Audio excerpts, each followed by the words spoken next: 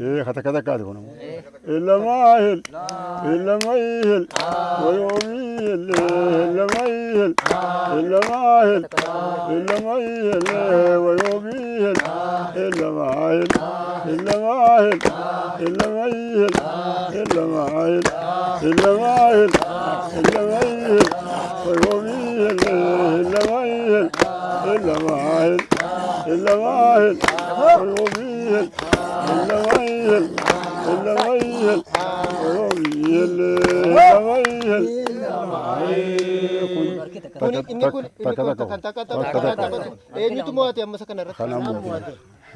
yoo akkam ta'edha kanatti mo'atte maaliin argine yoo hundi keessan yoo akkasii chaatu hirtanii nama dabaafachuu hin dandeenye. Meeti akkamitti akka mo'atte natti meeti. Ammalaan kanarraas fuudhee sirraa fuudheetiin galeen. Bitaami kiyyaas bitaami ati duuba ana kana sii baafnan narraa fudhatte. Yoo kana baasee yoo ati kana baase maasii kana baaftee kana baasee ati san baafte ammas narraa fudhatte. yoo wal arganne yoo kana taate sirraa hin fudhadha. Si deebisee. Kana baafte akkana taate ati bakka narraa dhaabbatta kan ittiin kutu. waan kun dorgommiidha jechuudha. Dorgommii dhaabbatta. Isa booda garee biraatti darban kaan irraa fuudheetiin kaa isaan sadeen irraa fuudhee si biraa moo'ee isa biratti moo'ee yoo moomanii asitti deebi'a. Asin lama dana deebi'ee ani irraa fudhadhu sun irraa fudhatu isatti cukutu. Inni kun akka moo'ee ittiin ilaalamu. Inni ilaalamu. Si lamaantu taphatadha.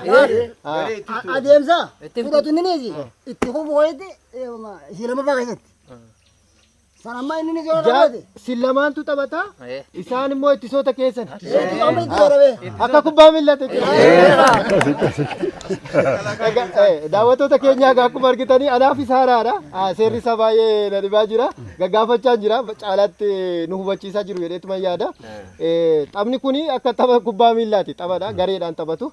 Gareen isa kana asiin jiru. Gareen isa kana ammoo asiin jiru. Akkuma argitanii harka keessaa fi harka alaatiin taphatu. Qormaata sammuu nama gaafata jechuudha. Tokko hubannoo nama gaafata. Eessaan akka dhufu sirriitti eeguu nama gaafata jechuudha. Cimina isaa waa yaadachuu, waa eeguu, waa xiyyeeffannoodhaan qabachuu dorgommii qabudha jechuudha. Lamtaan kuni.